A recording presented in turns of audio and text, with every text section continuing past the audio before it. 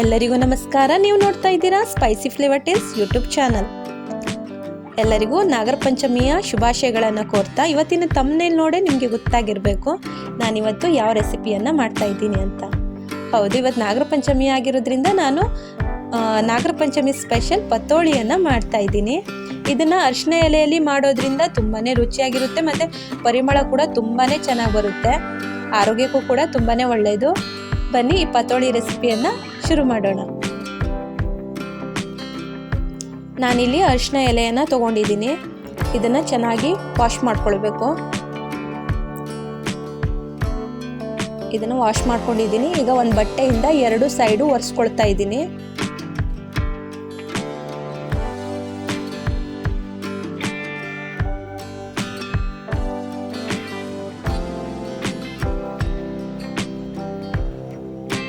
ಇದನ್ನು ಒರೆಸ್ಕೊಂಡು ಇದ್ರ ತುದಿಯನ್ನು ಕಟ್ ಮಾಡ್ಕೊಳ್ಬೇಕು.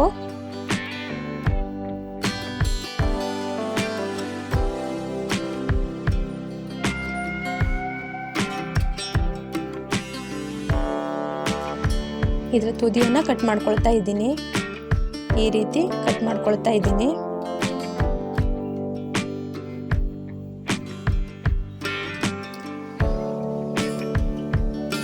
ಎಲ್ಲ ಎಲೆನೂ ಕಟ್ ಮಾಡ್ಕೊಂಡಿದ್ದೀನಿ.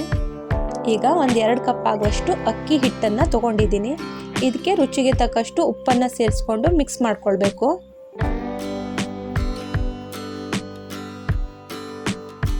ಮಿಕ್ಸ್ ಆಗಿದೆ. ಈಗ ಇದಕ್ಕೆ ನಾನು 2 ಲೋಟ ಆಗುವಷ್ಟು ಬಿಸಿ ನೀರನ್ನು ಸೇರಿಸ್ಕೊಳ್ತಾ ಇದ್ದೀನಿ. ಬಿಸಿ ಎಲ್ಲ ಕಡೆ ತಾಗೋ ಹಾಗೆ ಇದನ್ನು ಚೆನ್ನಾಗಿ ಮಿಕ್ಸ್ ಮಾಡ್ಕೊಳ್ಬೇಕು.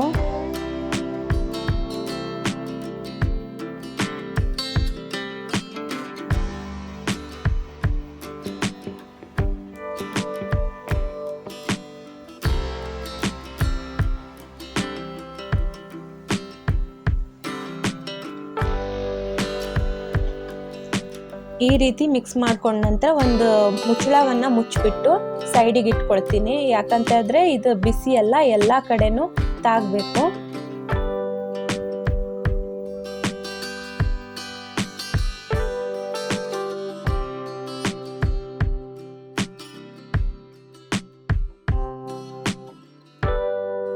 ಪಾತ್ರೆಗೆ ತೆಂಗಿನ ತುರಿ, ಬೆಲ್ಲ ಹಾಗೆ ಏಲಕ್ಕಿ ಪುಡಿಯನ್ನು ಸೇರಿಸ್ಬಿಟ್ಟು ಹೂರಣವನ್ನು ಪ್ರಿಪೇರ್ ಮಾಡ್ಕೊಳ್ತಾ ಇದ್ದೀನಿ.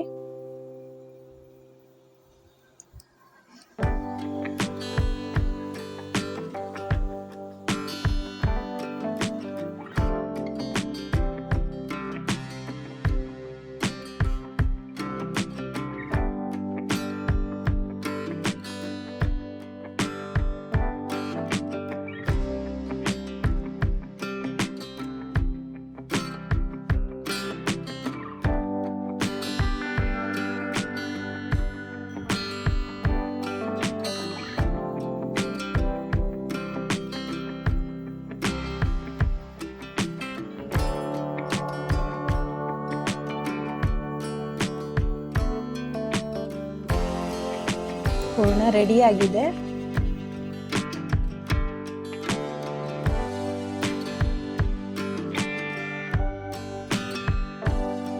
ಹಿಟ್ಟನ್ನ ಕಲಿಸ್ಕೊಳ್ತಾ ಇದ್ದೀನಿ.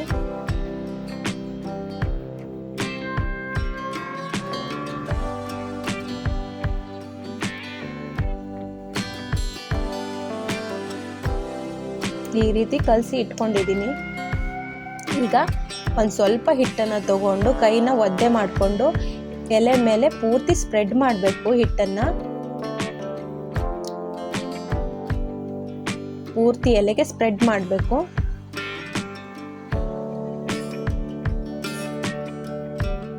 ಈ ರೀತಿ ಸ್ಪ್ರೆಡ್ ಮಾಡ್ಕೊಂಡಿದ್ದೀನಿ. ಈಗ ಇದಕ್ಕೆ ಹೂರಣವನ್ನು ಹಾಕೊಳ್ತಾ ಇದ್ದೀನಿ.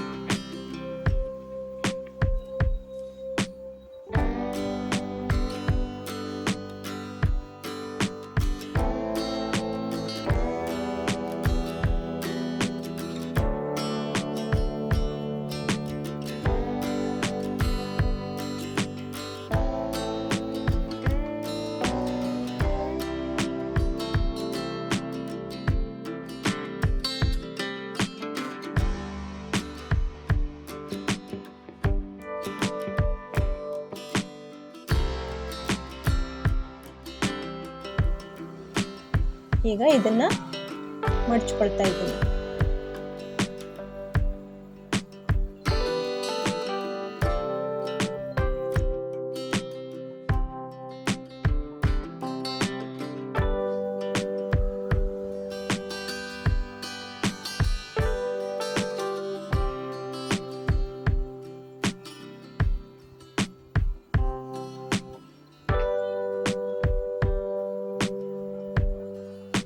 ಇದೇ ರೀತಿ ಎಲ್ಲ ಎಲೆಗೂ ಒಂದು ಸ್ವಲ್ಪ ಹಿಟ್ಟು ತಗೊಂಡು ಈ ರೀತಿ ಸ್ಪ್ರೆಡ್ ಮಾಡಿ ರೆಡಿ ಮಾಡಿ ಇಟ್ಕೊಳ್ತಾ ಇದ್ದೀನಿ.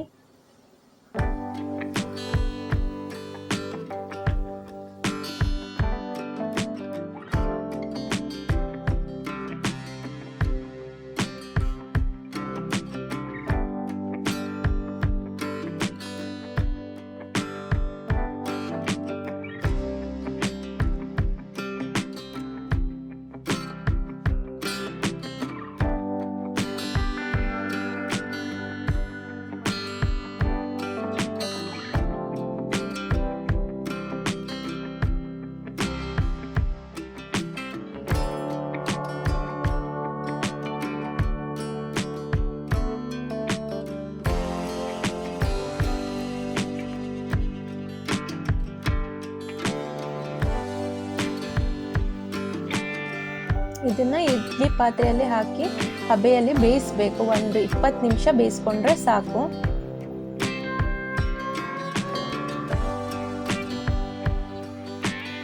ಇಡ್ಲಿ ಪಾತ್ರೆಯಲ್ಲಿ ಹಾಕಿ ಬೇಯಿಸ್ಕೊಳ್ತಾ ಇದ್ದೀನಿ ನಾನು.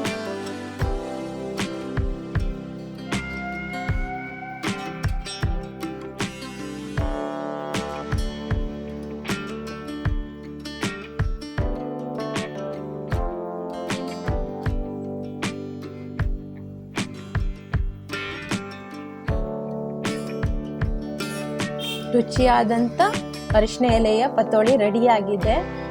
ಈ ವಿಡಿಯೋ ಏನಾದರೂ ನಿಮ್ಗೆ ಇಷ್ಟ ಆಗಿದ್ದರೆ ವಿಡಿಯೋಗೆ ಲೈಕ್ ಮಾಡಿ, ಶೇರ್ ಮಾಡಿ, ಹಾಗೆ ಸಬ್ಸ್ಕ್ರೈಬ್ ಮಾಡಿ.